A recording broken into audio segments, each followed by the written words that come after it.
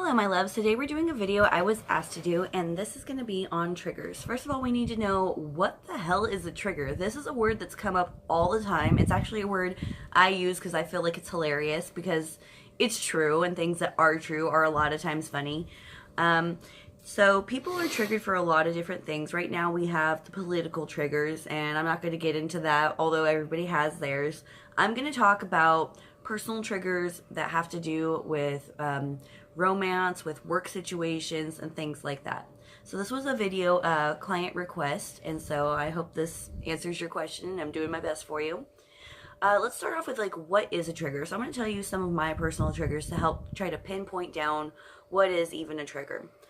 One thing is, for me, fathers are a trigger, for sure. Oh God, a blonde with daddy issues, that's original, right? No, but seriously, I've got mine. So when Father's Day comes up, I'm triggered. That means I'm activated in a negative way, triggered, okay? So whenever we're thinking of somebody and they're like, that triggers me, typically we're not talking about something good. I think we'd come up with a better word for it than trigger. Trigger, we think gun, we think pull the trigger, we think negative result at the end of that. So, and I like guns. I'm pro-gun, by the way. Pro-gun, guns save lives, guns protect people. Just get that out of the way real quick.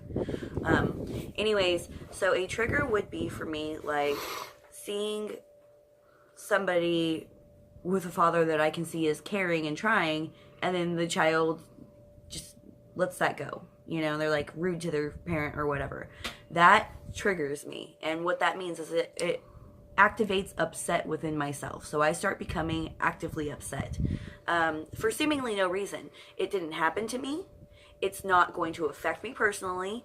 But for some reason, the simple words I heard or the action I saw triggered me into being completely, almost irrationally upset. Because in my mind, I miss having my father around, so it's not fair to see somebody have that opportunity and mistreat it, you know, or not give their parent the benefit of the doubt, or whatever it is. Another trigger would be something like if you have a twin flame and you see a picture of your twin flame on Facebook or some other god-awful social media, kissing some other girl or with some other guy, or doing some cutesy thing, throwing up a picture from the past of somebody they used to be with that isn't you. That's going to trigger you. That's going to instantly make you completely upset. Now here's the thing about that. You could be in a relationship. You know, that happens. A lot of twin flames happen to be in a relationship with someone else that is not their twin flame at the moment. So what if you're with somebody and they treat you pretty well, and then you're actually kind of happy with your life right now, maybe even. You got your job's going okay, or maybe your hobbies are doing well. Pardon me. And I should just start off sitting on my knees because I always switch to that, but I feel like it's a habit at this point, so you just go with it, whatever. Anyways, so if you see this picture and all of a sudden you're crying, you're upset, you're angry, you're just like, argh! And reality is you've got no reason to be upset because you haven't talked to your twin in a really long time. You're with this perfect person, or whatever. You're maybe alone, you're maybe with somebody, it doesn't matter, but whatever it is, this simple picture, just glancing at this picture, you're pissed, you're livid, you're beside yourself with grief, you're something extremely negative. You have been triggered, my friend. There you go. That's what it is. Okay, so now we've identified trigger. There's many different types. Remember, this could happen at work, this could happen when you're at the store. Anything can be a trigger. A food item, a word, an action from somebody. I suffered hella violence, so if somebody were to, and I'm not expecting it, and you just toss a water bottle past me into a trash can or something, or slam something down, I will literally start convulsively shaking, and my heart goes vroom. So I am highly triggered by violence. I'm also triggered by car rides. So don't think that it's going to be limited to persons or a certain place or a certain item. You can have many, many triggers. And depending on the level of abuse you've suffered, they're going to be layered on top of each other, and you might not even realize you have a trigger until it's put in front of you. A good example of that would be, I was once playing with I hopefully played with her more than once, but I was once playing with my niece. She's 2 years old. She was more near 1 at this point in time. She had a baby toy that was just a stacked toy, and you would push the top down, and the contents on the inside would spin. I knew this. Looking at the device, I could tell what it was going to do. But I want to entertain my baby niece. So I pushed down the top, knowing full well this thing is going to spin, possibly make noise. It's for a child. It does, and damned if it didn't just drop my heart to the bottom of my stomach, and I started shaking like somebody shot a gun in my face. And my sister looked at me and was like, "Are you okay?" And I'm like, I don't know. And I started stuttering. I get very flustered to where I cannot talk. I can't breathe. I can't do anything. And that's legit. I had a for sure breakdown because I activated a toy that I knew the consequence of. I knew that it was going to spin. I knew all of that. And still I was triggered. So just because we're actively aware that something might be close to a trigger, we have no idea what it actually will be sometimes until after it's happened. We don't need to beat ourselves up in this situation. Use it as a learning curve. Use it as, okay, apparently I'm a little worse for wear than I thought. Loud noises of any type, when I'm expecting them or not, could possibly trigger me. So now we must look at ourselves and not take ourselves apart. I don't ever want you to beat yourself up, but I want you to be aware of what these things are, so that we can start to disable them. Because this is all just fear that we put in our own mind. That's a trigger. Anytime you're activated by anger, anger is fear. Anytime you're activated by sadness, sadness is fear. All of these things link back to fear. Your fear of loss, your fear of commitment, your fear of being poor, your fear of not being heard, of not being taken seriously. All these things. I mean, they root down into a single problem, a single word, no matter where they come from. That's the crazy thing about negative and positive. You know, almost everything positive comes from love. Everything negative comes from like hate or fear. So if we can take the big problem and we kind of break it down and we see, oh, you know, it's just this little thing, and we could throw that away. And now we can move on to the next thing. Something very important for me to tell you is I would really enjoy it if you guys take a piece of paper, an actual piece of paper, and start to map out, and I mean, when I say map, I mean just bullet points. What are some of the things that have happened to you in the last, like, month that have really activated or triggered you in a negative way? What are some of the actions people have done that you instantly were upset about after? And then I want you to say, why? Right under it, look at it, be like, what about them cutting me off when they spoke really upset me? And really think about it and be like, well, if they cut me off, that means they didn't want to hear what I had to say, or they didn't respect what I had to say, right? So why is respect so important, or why is it so important that I'm heard? And then you break that down, be like, well, because I truly respect and admire this person, and I want to be equally respected and admired by them. So to me, it's important that they hear me, or that my voice is important. And then break down, okay, well, were they intentionally cutting you off, or was this just they were excited, you had said something that activated something positive in them and they wanted to contribute to the conversation more, you know, not without regard to you, but just they were overwhelmed with happiness, you know, and kind of break it down. Or was this person just a dick? You know, are they legit an asshole and they just don't care what anybody says? These are things we have to look out. So check that out and see. Next kind of trigger, let's see.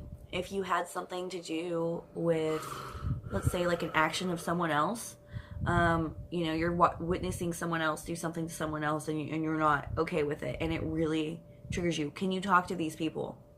Get them to maybe see the error of their ways without being too invasive, because again, this is their life. You're your own life. It's not our job to go fixing everyone else. It's our job to fix ourselves.